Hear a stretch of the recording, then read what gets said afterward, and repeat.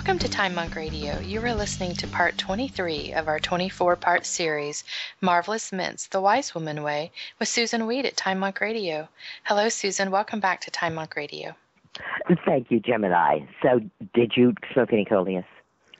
Well, I went online and I looked at all these gorgeous plants, and we are definitely going to order seeds to plant some this year, or go out and get the fresh plants. They're beautiful. Aren't they gorgeous? Very. Go ahead. I was going to say passion flower is one of my favorite flowering plants, but coleus is so pretty. Right, and coleus is pretty every moment of every day. Yes, exactly. Because it's the leaves. You don't have to wait for it to flower. Yeah, I'm really excited about that. You know, and I've looked at it before in different places and didn't realize what it was. So I'm really appreciative of the knowledge here. Yeah. And, of course, as I said, you know, really, most people grow this plant and have no idea that it is considered in its homeland to be the godson, a very important psychoactive plant. Fascinating. Fascinating, indeed. So this week, we're going to look at another wild and woolly mint here on the wild side of the mint family. And this one is called Wild Dagga. And, of course, Dagga is an old name for hashish or hemp. So by this, they're implying that this is a kind of wild marijuana, but it is, in fact, related to motherwort. Oh, okay. Right. Motherwort, we'll remember, is Leonuris cardiaca. Right. And wild Dagga is Leonotus leonuris. Wow. So it's called lion's ear. Otis being ear, right? Right. Right. So it's Leonotus leonuris, the lion's ear lion. All right. Or the lion-colored lion's ear. All right. It is, like motherwort, a pretty robust shrub. But it looks, in the pictures that I was looking at, it looks a lot more like Monarda. And it says that it can grow up to 3 meters tall. That's what, 9-10 feet, right? Oh my gosh, yes. we, as I said, this month we are really looking at the extreme fringes here in the mint family, from the smallest bitty wild to the wild Dagga, you know, and I kind of see it because it has this Monarda-like head, which looks like dreadlocks, looks like beautiful dreadlocks, right? Yeah, it's beautiful. Right, and you get this, the classic color of it is a kind of orange, which is why it's called the lion-colored lion's ear. Because it has this like brilliant orange flower, although some of the newer cultivars are white, which is also quite striking.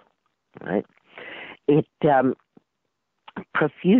flowers in the autumn and is being sold as a plant to attract wildlife. What a great idea! All right.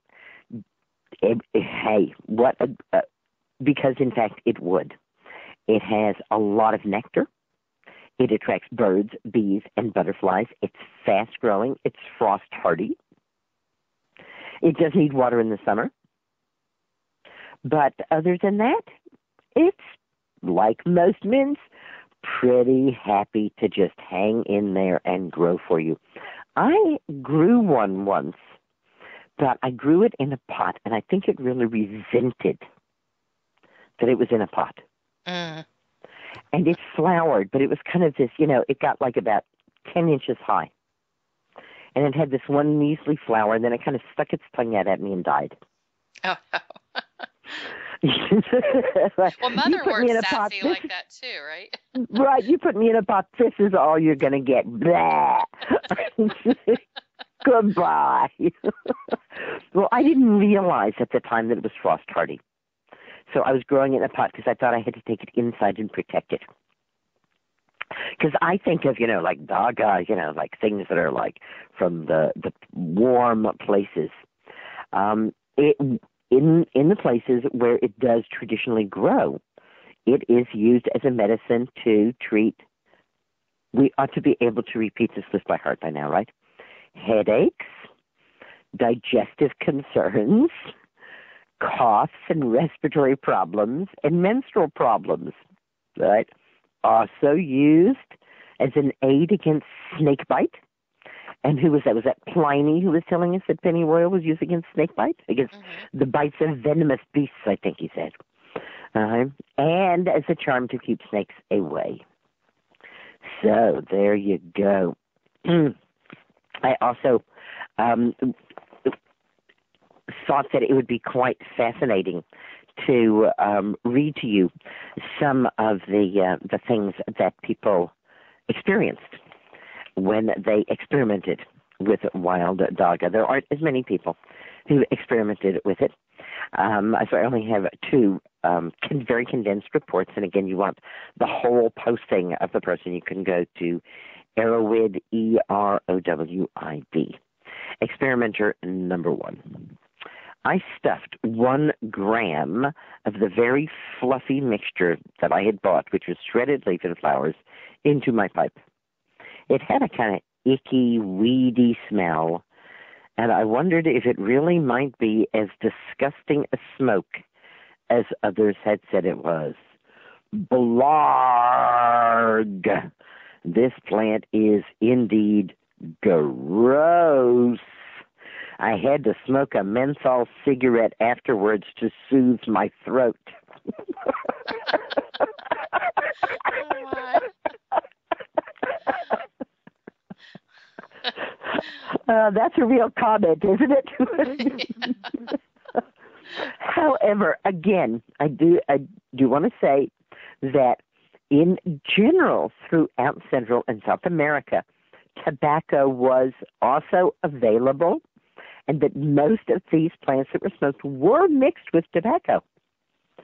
Right. So this experimenter is not like totally off the beaten path there, chasing their smoke of wild Dagga with a mentholated cigarette to soothe their throat.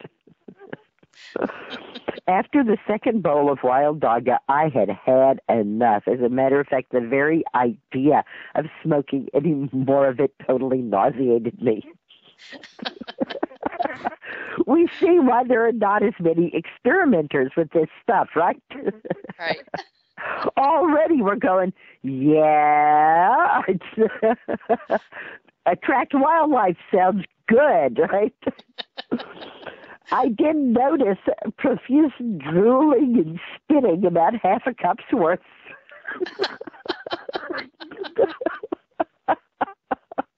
Oh, my gosh. Not getting better, not making us go, yeah, okay, maybe I'll try it. Right? I felt that my mouth was sloppy and relaxed. I had a stupid grin plastered on my face. My upper body felt floppy, and I was kind of dizzy. Do not drive a vehicle after smoking wild Dagga, is all I can say, eh? Oh, my gosh. All right. Experimenter number 2. There's quite a bit more to say. I bought 60 grams of dried lion's tail from an online vendor. Unfortunately, it was mostly foliage and stems. My experiments with smoking the foliage were only somewhat successful.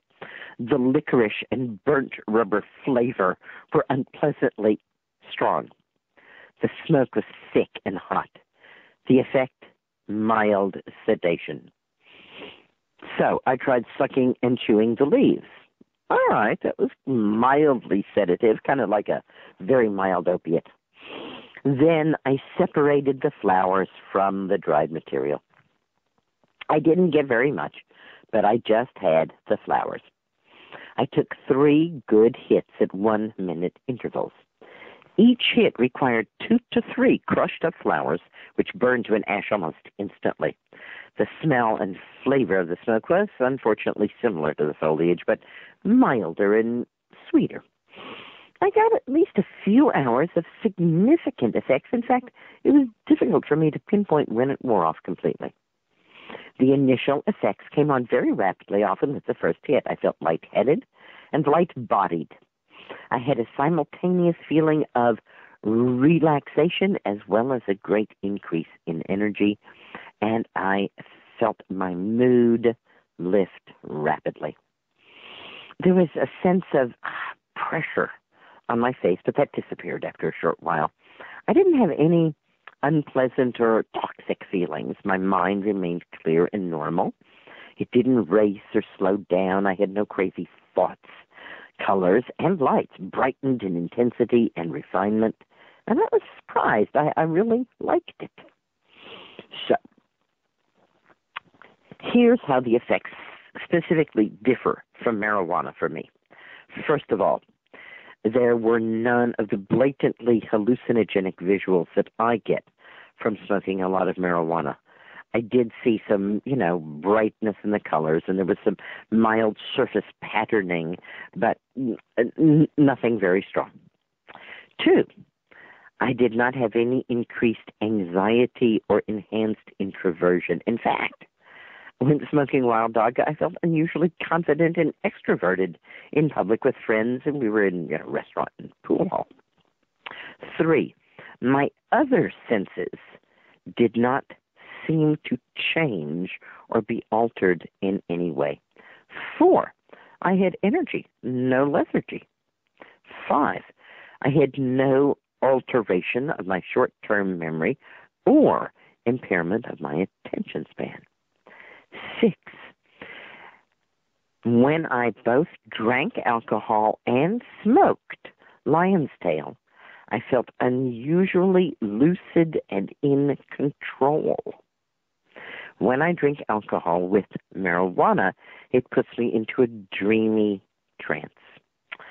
Overall, I would say that lion's tail blossoms are the ideal recreational aspects of the marijuana experience without the trippy effects of marijuana.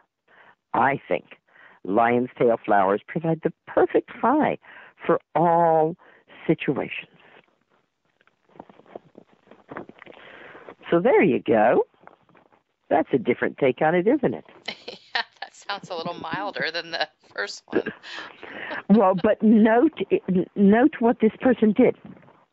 That this person said, I think what I want to do is just deal with the flowers here, and actually went in and picked through the stuff that they had bought and just picked out the flowers, which you can because they're a bright color. And it's a flower head, so there are many smaller flowers in the flower head. So you can kind of pull them out if you're growing it yourself, and it attracts wildlife, so why not? That would also let us know that you don't need to harvest anything other than the flowering tops. And that's interesting to me because, as I said, it looked to me like Monarda, more like Monarda than motherwort. And in both motherwort and Monarda, what we harvest are just the flowering tops. Okay. And motherwort makes quite a deal of green leafy material, which I don't think adds to the remedy. So I don't put all of those leaves from the motherwort in. So that was quite fascinating to me. That the second experimenter said, licorice and burnt rubber, I don't think we're going to go there. Let's make it nicer. Let's make it better. And that has in a way, always been one of my rules, my self-imposed rules for working with plants is if I don't know much of anything about the plant and it has a pretty powerful effect, then I'm going to start with the flower. Because whatever effect the plant is going to have, it's going to be at its most kind in the flower. I often like to say there aren't any poisonous flowers. I suspect there probably are, perhaps, here and there, a poisonous flower or two. But in general, especially plants that survive by pollination. You don't want to poison your pollinators. That makes sense. Right. So let's look a little bit at what's going on here. We find that lion's ear, lion's tail, as it's more commonly known, has the kinds of things that we would expect them to have: tannins, saponins, alkaloids, steroids, right? So, and again, not actual steroids, but phytosterols, right? So what medicinally has lion's tail been used for? Treatments of cough, colds, influenza, chest infections. We would expect that. Delayed menstruation, constipation, we would expect that. Even spider bites, scorpion stings, and an antidote for snake bite. Right on our checklist. But a couple of interesting other things: diabetes, hypertension, eczema, and epilepsy. Externally, for the relief of hemorrhoids, skin rashes, and boils. Anti-nematodal activity has been demonstrated when using the aqueous or 100% ethanol extracts of the aerial parts, that's the flowering tops. However, both water and ethanol extracts, which would be like a tincture, were inactive when tested against amoeba.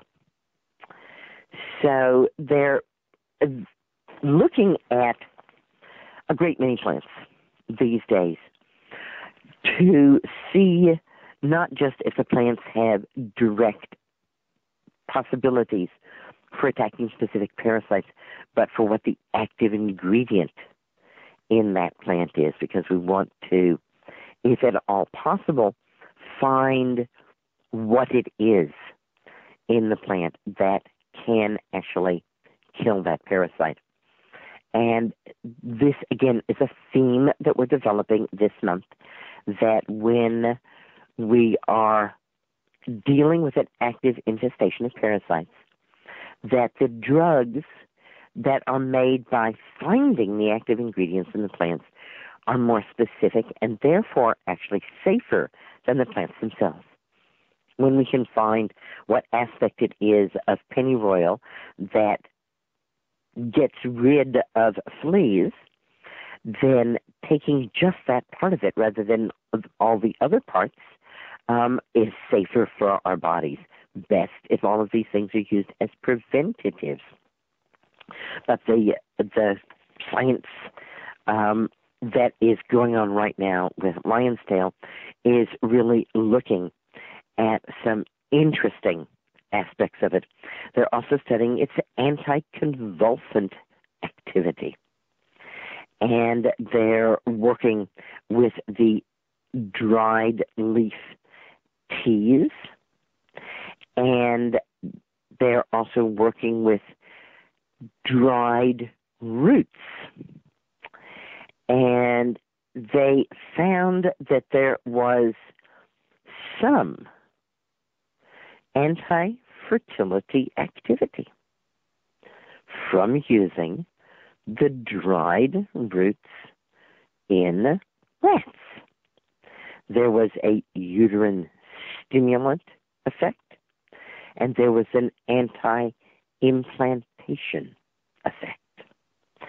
And so far as we know, these are the effects that wild carrot seed has. And again, this is one of the themes of the month. We started with pennyroyal, most popularly known as an herb that can bring on a late period. And we spiral back around to wild Dagga, to the lion's tail that actually works as a mild birth control. What we know about wild carrot is that it's usually best used around the time when we're most fertile and or right after a possible fertilizing intercourse. So I would expect the same thing as well if we were going to use wild Dagga. And again, that is the dried roots, and they specify an extract, so I'm going to guess that that is a tincture of the dried root that is being used to help to prevent conception. In fact, these activities are very much like what the IUD, the intrauterine device, does, which is to kick up the activity of the uterus, making it, as one person said, just too jumpy for a fertilized egg to want to hang out in. And so does this mean that it could also be used as an abortant, like pennyroyal, which we don't think actually works that way? It could be used, but would it actually have an effect? That's the problem, right? The uterine stimulant activity is not really strong in these plants. There are plants that actually contain very active compounds that cause the uterine muscle to contract. These compounds, like in blue cohosh, just go in and say to the uterus, you have to contract now. Right? And so they're used a lot as labor aids. All the plants in the mint family are also used as labor aids, depending on where the midwife lives, but they're like the second string. They're the stand-ins. They're the, okay, if we don't have this, we're going to come in with some mint. Or if this woman, seems like a gentle hand could help rather than something harsh, we can use the mint to help her along there. So, again, it's hard to get any good evidence that shows that any plant in the mint family can truly cause an abortion. But something is certainly going on vis-a-vis the uterus and plants in the mint family, and vis-a-vis wild Dagga and fertility. And this is not just folklore from the places where it grows, which it is, of course, but this is now being backed up by looking at lab animals and seeing how it actually affects them. I thought it was rather interesting that this psychoactive plant is used for the treatment of hemorrhoids. The whole spine and the movement of the energy through the spine is such an important thing in shamanic practices.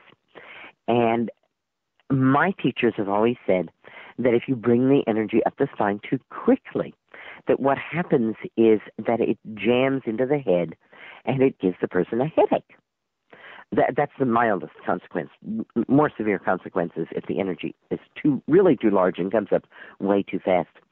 And so how interesting that the plants in this family not only aid in a variety of core body issues, but are also almost universally considered plants that help to ease headaches. So is it that there is something in the mint family plants that helps the energy flow more easily through the nervous system and through the spine? This isn't something that's on our checklist. It's not something that we would necessarily immediately think of. And yet when we think about these plants and look at the colors of them, then some interesting other ideas begin to come to us. The lion's mane, traditionally the flower is orange, and it's a very bright orange. And orange is not a common color in flowers. As a matter of fact, in my field guide, I believe there's only 2 pages devoted to orange flowers, where there's like maybe nearly 100 pages devoted to the yellow flowers. So orange right away is a rarish color for flowers. And orange is the umbilicus chakra. It's the belly button chakra. Orange is the color of the immune system. Orange is the color of keeping myself in my own personal body. And I found that very telling, too, that the experimenters who talked to us about their one not so good and one pretty good experience in smoking wild Dagga found that as well. That clarity, that presence of mind, that I didn't feel messed with, I didn't feel taken for a ride. This was something that was very easy and very controllable. Again, if you're interested in these psychoactive mints, you probably are not going to find them growing outside your door unless you live in places where most of the rest of us are not living. There is, however, as you can tell, a marketplace for these items. There's a marketplace for the seeds if you're interested in growing wild Dagga. It's a beautiful plant. There's a marketplace for the dried herb where you can buy it if you just want to jump in and pick through what you get for the flowers and see what your experience is like. Does it taste of burnt rubber to you, or do you have this wonderful and safe adventure with this psychoactive member of the mint family? We're going to end our 6 months of being with the mints next week. It's been a wonderful run, as they say, and we certainly have not talked about every mint there is, but we've done a fair job. I pulled out my sheet on the mint family, my overview sheet on the mint family, to remind myself that we are looking at a family that contains 180 genera with more than 3,500 species worldwide. The mint family is an enormous family, even in 6 months, even with sometimes looking at 2 of them in a single week. We have only scratched the surface of this amazing family. A family that's so safe that we give the tea to our children, peppermint tea to children for stomach aches.